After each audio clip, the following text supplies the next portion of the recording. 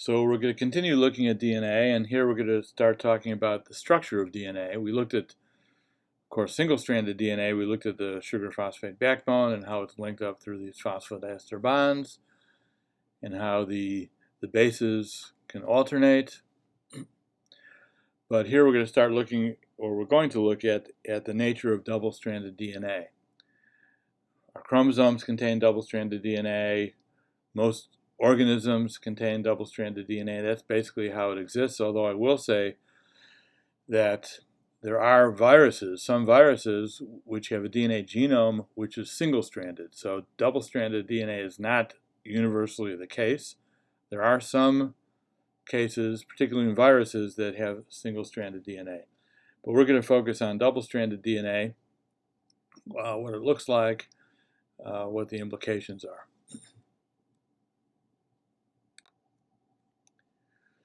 So this is similar, or maybe the same X-ray crystallography diffraction pattern that I showed you when we talked about proteins. It was relatively simple.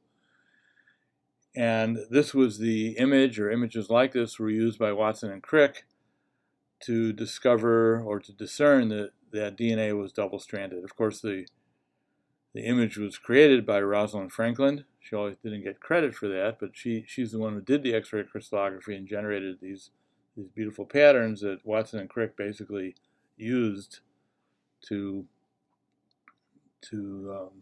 discover the structure. There was actually a few people involved. It was Watson and Crick. Watson, by the way, was 23 years old at the time. Crick was in his 30s. There was Rosalind Franklin, who did this work. And then there was Maurice Wilkins, who was also involved, and he ran the lab, and he was involved in a lot of what happened. And ended up that Rosalind Franklin died of leukemia when she was quite young. Otherwise, she would have gotten a Nobel Prize as well. So Watson and Crick got it, and Wilkins also got it for the discovery of the structure of DNA. So these X-ray crystallography images were used, but in order for them to be used, they had to, and they generated the structure by model building, they had to fit the data that was already out there. And there was a significant amount of data that had been published regarding DNA. Not so much the structure, but what the chemical composition of DNA was. And actually, before I go on, I just want to mention something. James Watson wrote a really interesting book. It's called The Double Helix. And for many, many years, as I've been teaching this course for a long time, we always used to read his book, The Double Helix. It was a phenomenal insight into how the discovery took place, the interactions between the people, how the questions were asked, and a lot of the energy around that, and the competition. It was actually quite interesting. And he was only 23, as I mentioned, so he had a very different perspective than somebody who was older. We used to read that every semester because I thought it was an important piece of history, but I will tell you that we stopped reading the book. And the main reason we stopped reading the book is because Watson has always been known to be, he's still alive, I would guess he's around in his late 80s. Watson was always known to be kind of a brash individual, sexist, not always speaking appropriately. And over the last few years, he's made some really unsavory, very racist comments having to do with genetics and just, I don't even want to go there, but very racist. And I decided at one point that I could not support that anymore because we were buying 125 books each semester, and then he'd get the royalties from that. And I decided that I no longer wanted to support him. He lost a lot of his, when this started happening, it was a couple of years ago, he lost a lot of his honorary positions, and things like, he didn't lose the Nobel Prize, he can't lose that, but he lost a lot of his honorary titles, and some of his honorary degrees were taken away, and he no longer has the kind of influence he had at one time. He had an enormous amount of influence. He's actually the one who was the driving force behind the Human Genome Project.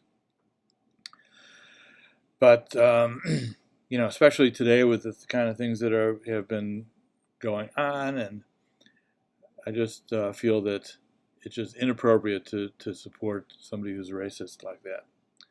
So we no longer read the book, but if you're interested, the book is out there. Anyhow, so in putting together the structure of the double-stranded DNA, it had to fit the data that was out there. It just didn't come out of nowhere.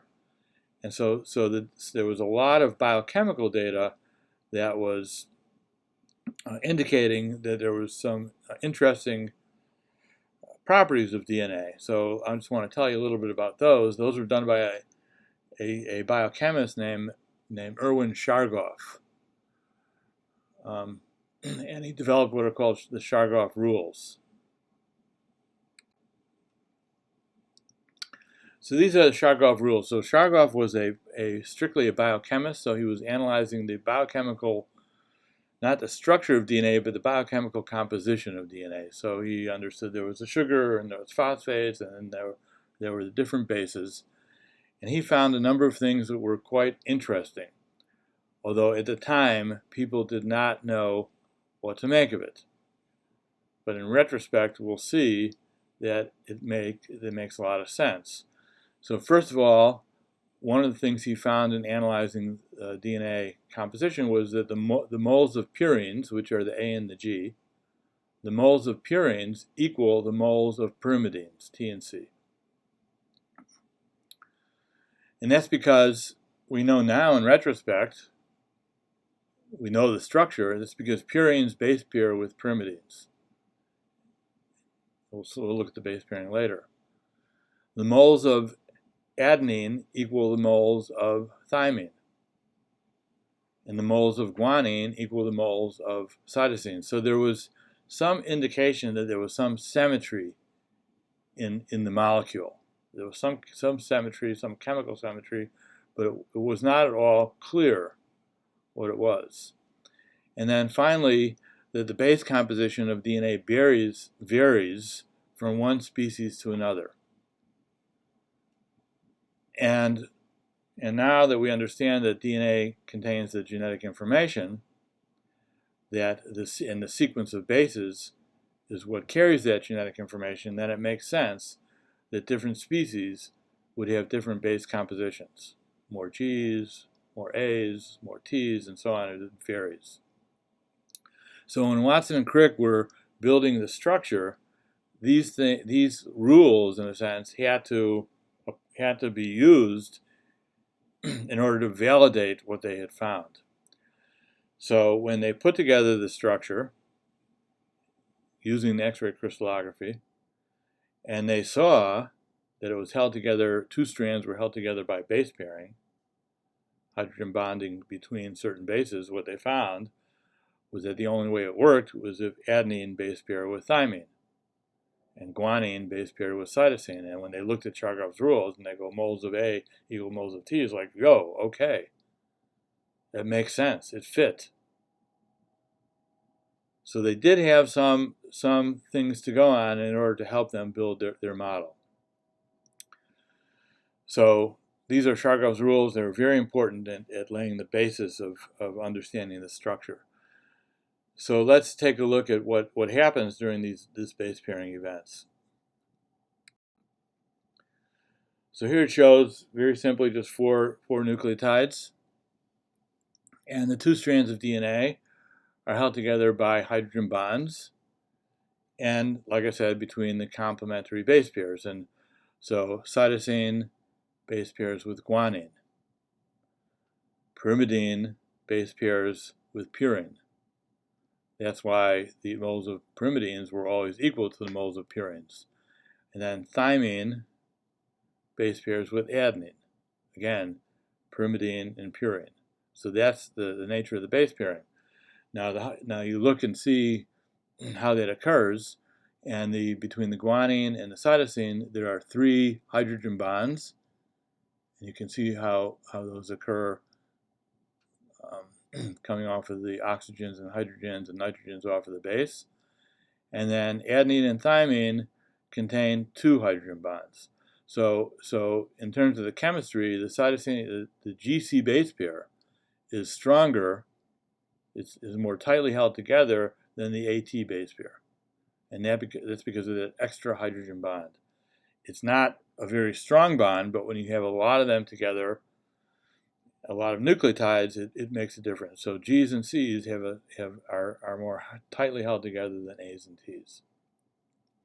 Now the other thing I want to, and we'll see this in the next slide, but the only way these things work and that you make this double strand is that the 2 strands are facing in different directions. And Watson and Crick, they actually built physical models. And the only way they were able to see it fit together and base pair in that way was if they had the 2 strands running in opposite direction. And that's referred to as what is called anti-parallel. So the 2 strands of DNA and double-stranded DNA are anti-parallel. And that's indicated by these orange arrows.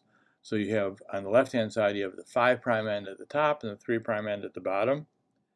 That would be the last 3' hydroxyl. And on the other side, you have it running in the arrow in the other direction, where you have the 5' end at the bottom and the 3' end at the top. So here we look at next we look at a larger molecule. So this just shows kind of an expanded view of more nucleotides, and you can see GC base pairing, TA base pairing, GC base pairing, and so on, and the 3 hydrogen bonds between the G and C and the 2 hydrogen bonds between the A and T. And then, of course, you can see the anti-parallel nature of the 2 strands. You can see that by the sugars pointing in different directions. Now, the goal of the work that Watson and Crick were doing, and Wilkins and Rosalind Franklin, was they were trying to understand the structure of the genetic material.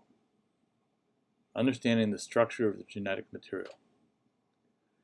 And there are 2 aspects of the genetic material, and one is that it carries information, genetic information, and the second is that it has to be able to self-replicate. Now, there was no way to know in advance when they were trying to discern the structure that they would be able to figure out, or that the structure would tell them how self-replication could occur or how the information would be stored.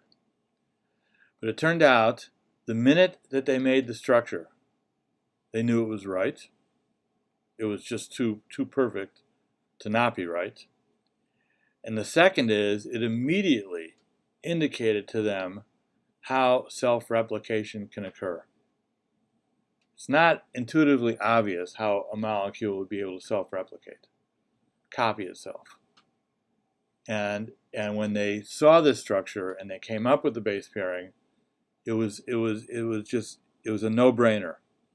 Because if you look at this structure here, where you have CG, TA, GC, AT, that's the base pairing. And the minute they looked at it, they said, whoa, okay, we see how this thing can self-replicate. Because the base pairing is very specific. And if you take away, let's say, the right-hand side, GACT, GTAT, pull that away, the self-replication would occur simply by the reinitiation of the base pairing. Because G has to be next to C, A has to be next to T, C has to be next to G. And so you can split the molecule and through the base pairing bring in the appropriate complementary base. And so it was intuitively obvious the minute they saw it. In fact, in the paper that they wrote, they published in Nature, it was a 1-page paper. They just wanted to get it out. It actually says in the paper, they didn't describe it, but it says it is not, because they didn't want people to think that they missed it. It said it has not escaped our attention that the base pairing mechanism, specific base pairing mechanism, can give rise to the explanation for the replication of the molecule, self-replication. So that became clear immediately. And the other thing that became clear immediately, although they didn't understand how it worked, was that the sequence of the bases would be the information, that there would be some information in the sequence. So CTGAC must have some meaning. And so the minute it was so simple and so easy to figure out that they knew it had to be right. And I will also say that this is something extremely rare. It's extremely rare to figure out the structure of a macromolecule and to figure out how it works. But that's what happened with DNA. You cannot figure out the structure. You would not be able to figure out the structure of one of the proteins that we looked at and say, oh, I know how it works. You can't do it.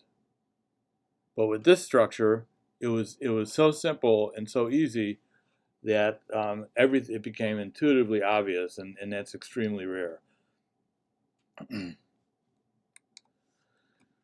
So we know that this is the base pairing that takes place, anti-parallel nature of the two strands, shows how it can self-replicate, shows the information. Its exist shows how the information can be carried, although the genetic code came up, they discovered it later. But the DNA molecule exists as a double helix. So this is an illustration of basically what I was just mentioning about the replication due to the ability of the specific base pairing. And again, DNA, the genetic information was known to replicate. It had to replicate in order to get two cells. And so the question was would the structure, once it's determined, give us a clue as to how that self-replication occurs? And so it was extremely obvious. What I have at the top was Watson and Crick, actually a sentence from Watson and Crick's paper published in 1953, where they first described the structure of DNA. And what they said, because they wanted everybody to know that they were aware of it, says, it has not escaped our notice that the specific pairing we have postulated immediately suggests a possible copying mechanism for the genetic material. And you can just look this over. It's kind of what I described, a minute ago, and that is if you have the original DNA with the sequence, A, C, G, A, T, the base pairing makes it such that the complementary strand will be T, G, C, A, T, A. Those strands split during DNA replication, and then it shows replication occurring where the orange nucleotides are the new ones coming in for DNA synthesis. And because the pairing is so specific that these things line up and pair and regenerate the second strand. So you end up with two identical molecules, one half new and one from the original. So it was pretty remarkable that the structure really was able to show very clearly how self-replication would occur.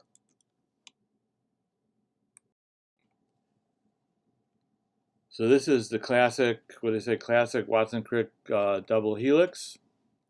You don't have to go into it a lot, but you can, if you look at the center, for example, you can see the base pairing, and then the ribbon part of the diagram represents the sugar phosphate backbone.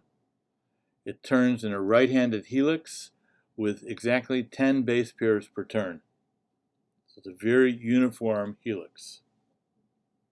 And of course, the anti-parallel, the two strands, you can see 5' at the top on the one strand and the 3' at the top on the other strand. Now, if you build a ball and stick model, which is shown on the right, it looks something like this. It's the right-handed helix, and the sugars and the oxygens are in red and white. and there's what's called a major groove and minor groove, and that is a result of how the helix turns. So if you look towards the center, that first on the right-hand side, the top little groove in this drawing would be the minor groove, and then the larger groove would be the bottom groove towards the 5' end on the right-hand side. So there's a major minor groove. Now, the structure that they determined, this right-handed helix with 10 base pairs per turn, actually turns out was referred to as BDNA. They called it BDNA.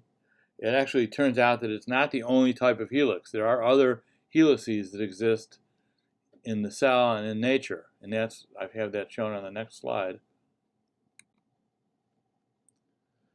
So the structure that Watson and Crick determined, which is honestly the most common structure, is the BDNA, and that's shown on the left. That shows that the helix with 10 nucleotides per turn of the helix.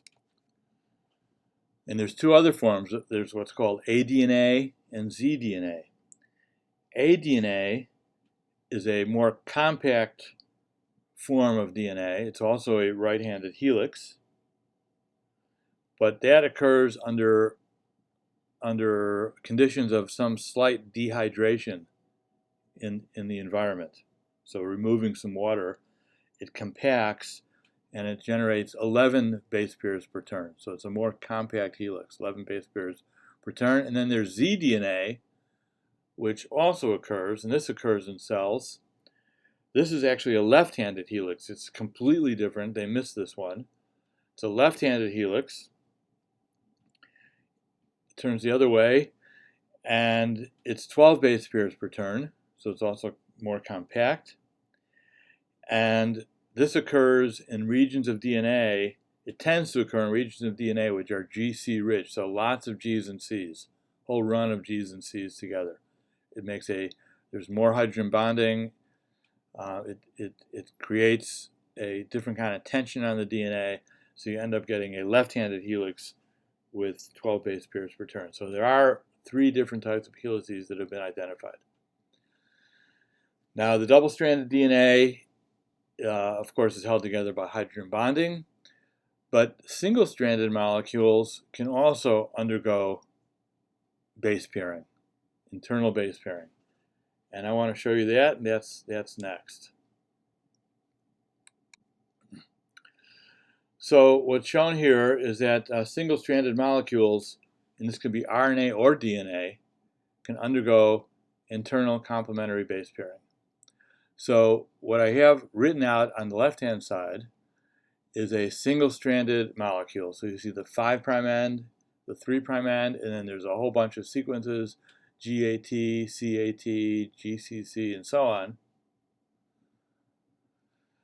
And if you look carefully at that, what you see is there's ACA in the center, and then the brackets below are indicating bases that can base pair, hydrogen bonds. So the G and the C. If you move over one more, there's a C and a G. If you move over, there's another one, C and a G. And if you move over one more, there's another G and a C, and so on. And so in solution, this base pairing will occur and form a structure which you see below, which is referred to as a stem loop structure.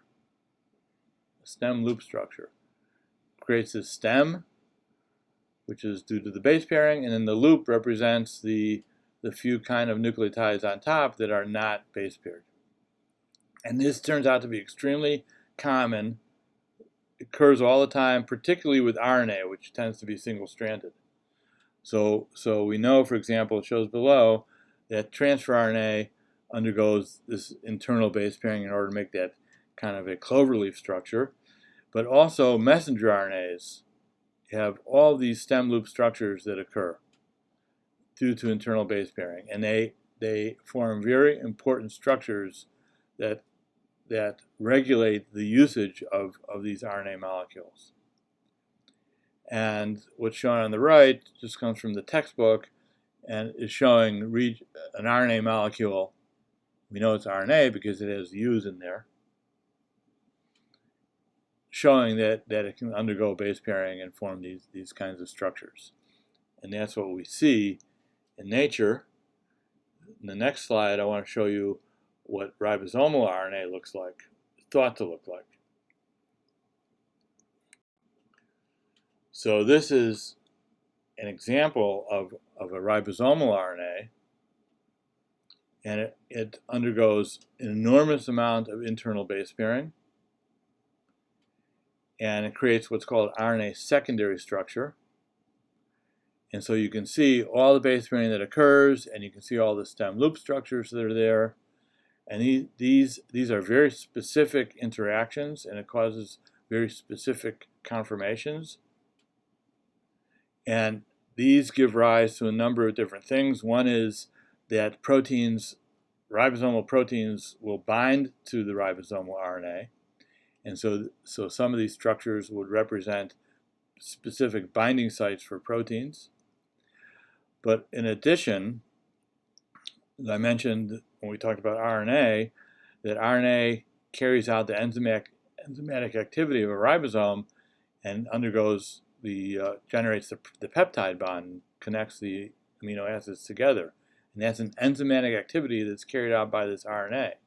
And that enzymatic activity is due to the precise, just like it was with proteins, is due to the precise interactions of these nucleotides and the orientation that this thing takes on. Now, the way this is shown, it's a flat surface. It's one-dimensional.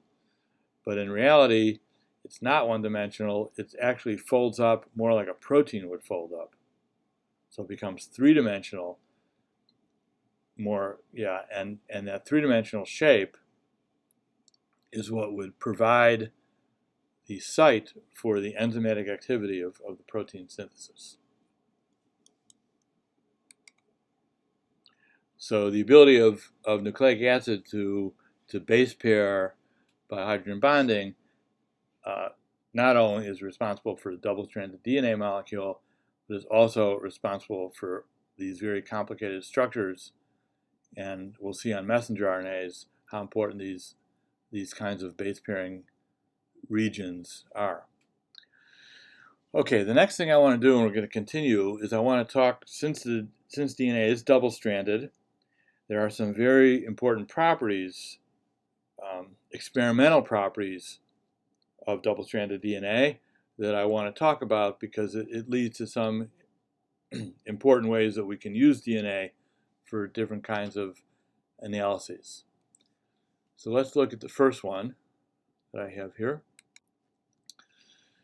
So again, looking at some experimental properties of double-stranded DNA, and these come out of the specificity of base pairing, these properties that I'm going to describe.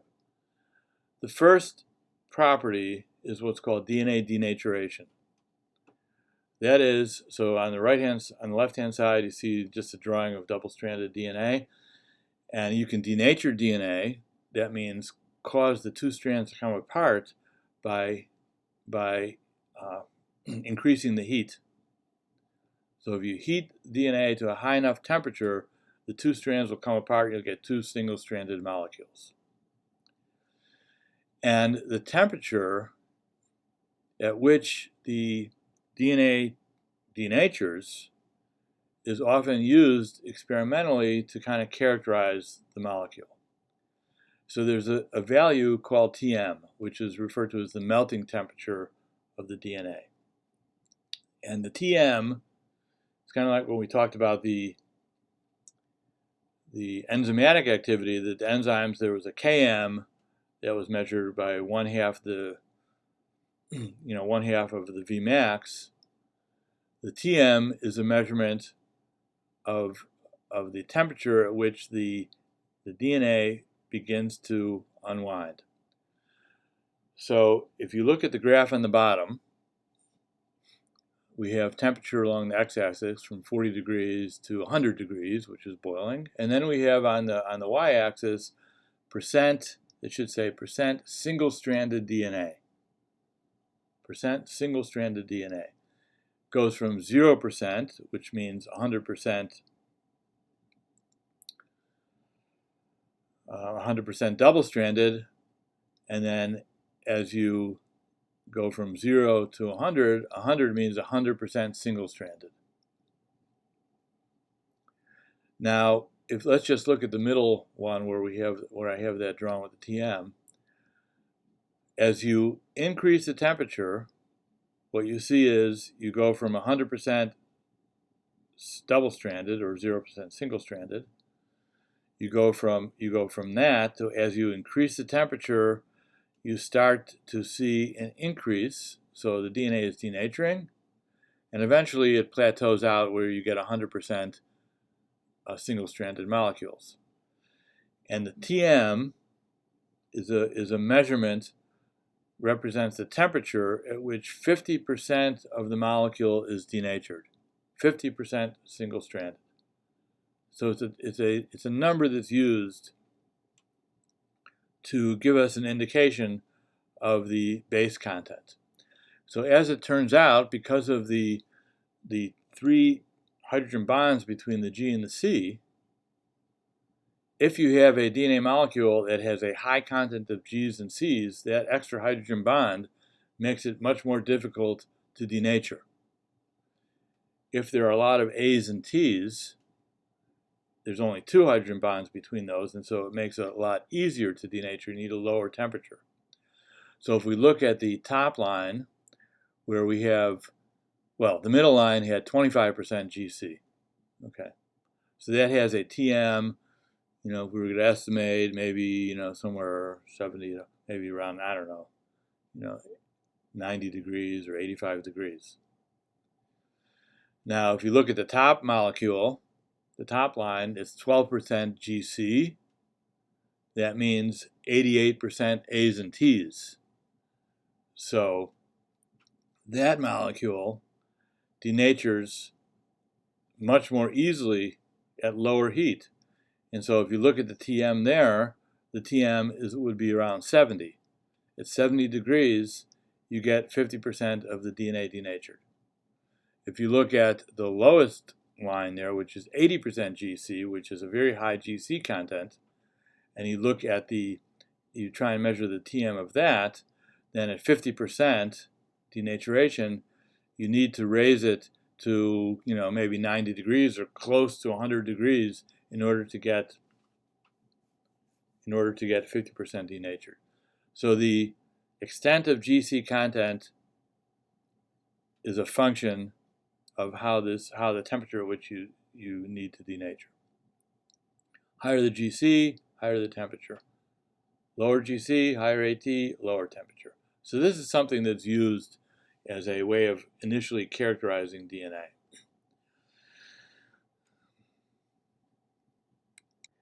Now the other thing that DNA can do, which is pretty remarkable, is that the denatured DNA can reanneal. That is, if you heat the DNA and you denature it, and you lower the temperature, those strands will find each other, and they will reform the double helix. Generally, it's 25 degrees below the TM. So in order to get a good renaturation process going, you need to do the TM, the denaturation curve first, figure out what the TM is, and then lower that by 25 degrees, and then you can get the DNA to denature. Now, what's remarkable is that the complementary strands will find themselves and form base pairs, form double helical DNA. You can have hundreds of millions of different DNA molecules in there, meaning hundreds of millions of different sequences. And given enough time, the correct ones will find each other and undergo base pairing, because the base pairing is extremely specific. You can have huge mixtures, and you will get proper base pairing between the proper single-stranded molecules. So this is the basis of what's called nucleic acid hybridization. It's used all the time. It's used for the specific detection of specific genes or specific DNA sequences. So if you want to ask, is there a specific sequence in this mixture? So then you can synthesize a sequence that you're interested in and then put them together, and it will find its complementary sequence and base pair. So it's used for the identification of specific sequences, and I want to just give you kind of a very simple, practical example of how this can be used. And the example I'm giving you is a way to detect viral DNA in infected cells. And things like this are done, quite often. So you can look, for example, at patient tissue, and you can ask whether or not there's hepatitis B virus in the tissue. You can ask whether there's herpes virus in the tissue. You can ask whether there's Epstein-Barr virus. Epstein-Barr is a virus that causes infectious mononucleosis. You can ask whether or not there's papilloma virus, HPV, which is a cervical, it infects cervical cells and actually is responsible for a large proportion of cervical cancer. And now many people are getting vaccinated against HPV so they don't get it. It's really some forms of this papillomavirus will cause cervical cancer. So we can say, for example, we have a number of different tissue samples of cervical tissue samples, and we want to identify if any of those have human papillomavirus in them, infected. And we're looking at 8 different samples. And so the way the experiment is done is this. You take the patient tissue, it would be like a biopsy. You lyse the cells open and purify the DNA out of those cells. It's rather easy to do. And you heat that double-stranded DNA. That's basically, it's the genomic DNA. It's everything that's in the cell, everything that's in the nucleus and the mitochondria. You get the DNA out, you heat it at 100 degrees for, let's say, 10 minutes. 100 degrees is way above the TM of most DNA. So it'll denature the DNA. It'll make the DNA completely single-stranded. And then you apply that single-stranded DNA to a filter. And that's what's shown there, that rectangular little area. It represents a piece of filter paper, and then you put down these different spots of the DNA. So you have 1, 2, 3, 4, 5, 6, 7, 8 different samples.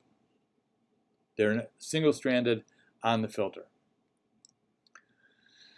The next thing you do, in order to detect if any of these have these papillomavirus DNA, remember this is total genomic DNA.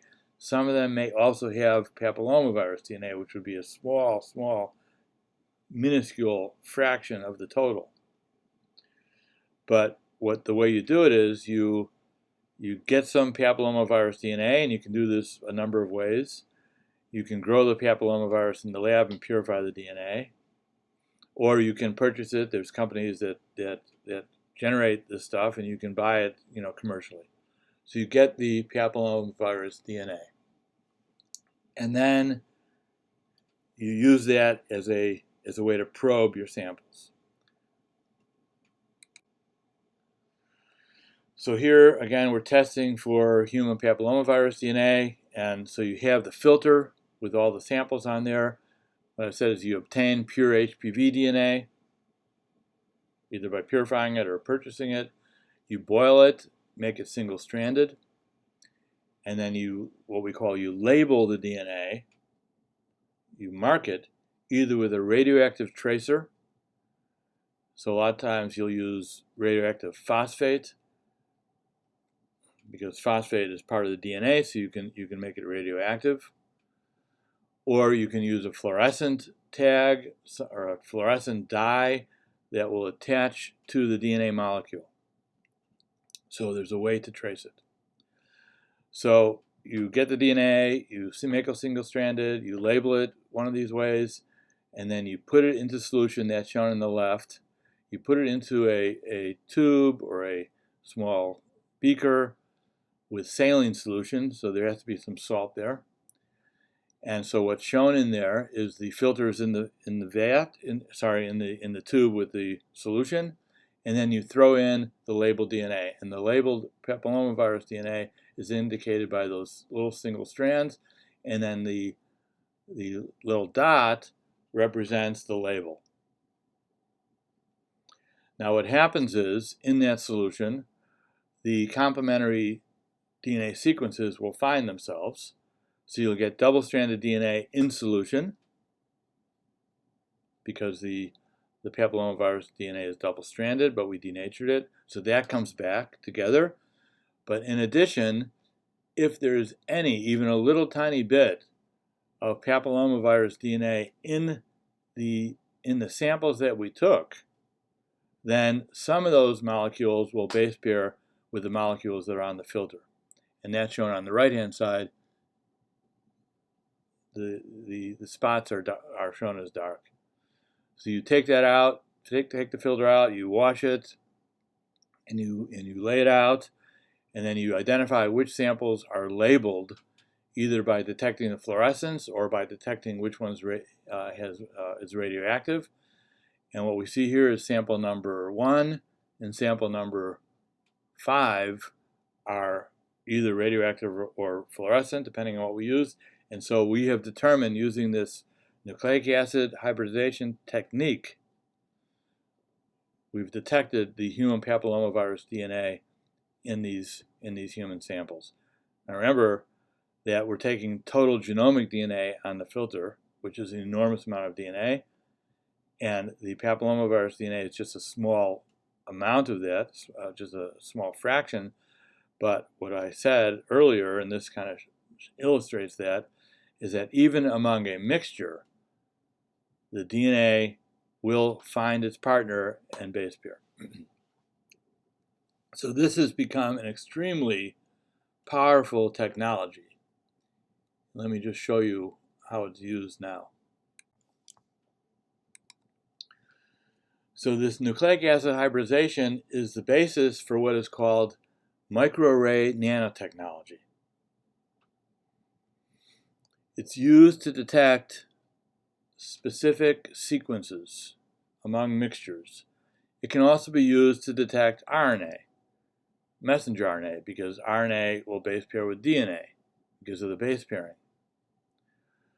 So the kind of questions that are asked is, let's say, what genes are being expressed in a tumor cell versus a normal cell?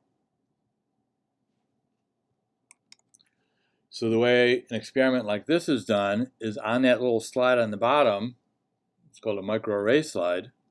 On that slide at the bottom, you put DNA that represents the number of genes that you want to look at. It could be 30,000, could be 10,000, but each little spot contains the DNA of a specific gene. Okay, that's on the microarray slide.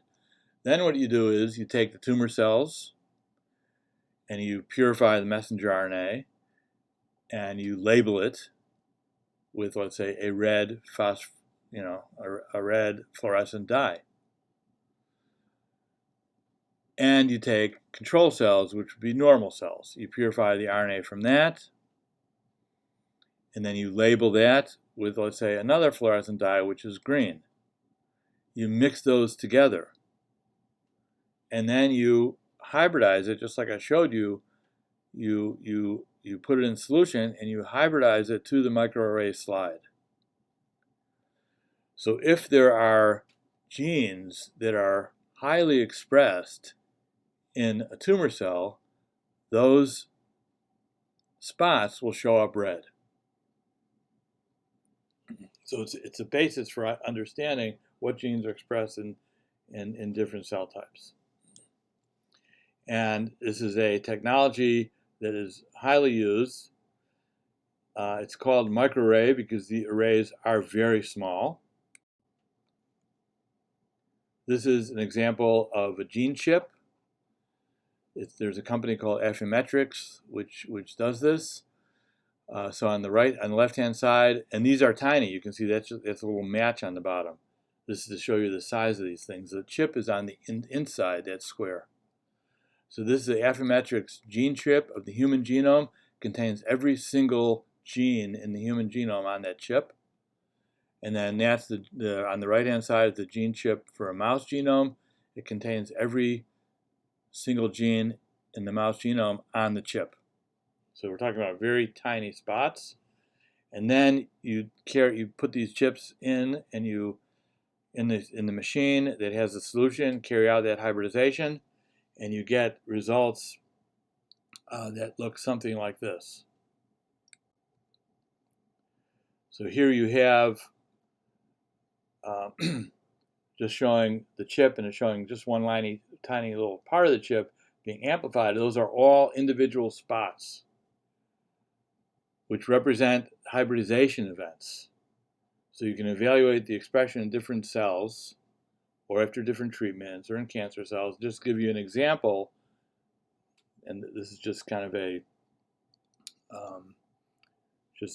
kind of a made-up example.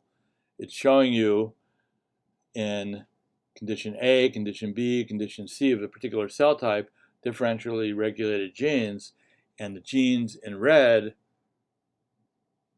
are being expressed at high levels, genes in green being expressed at low levels, and so these kind of things. And then, but what you can't really see is that along the side, like if you look at the A, and along the side you see all these little marks.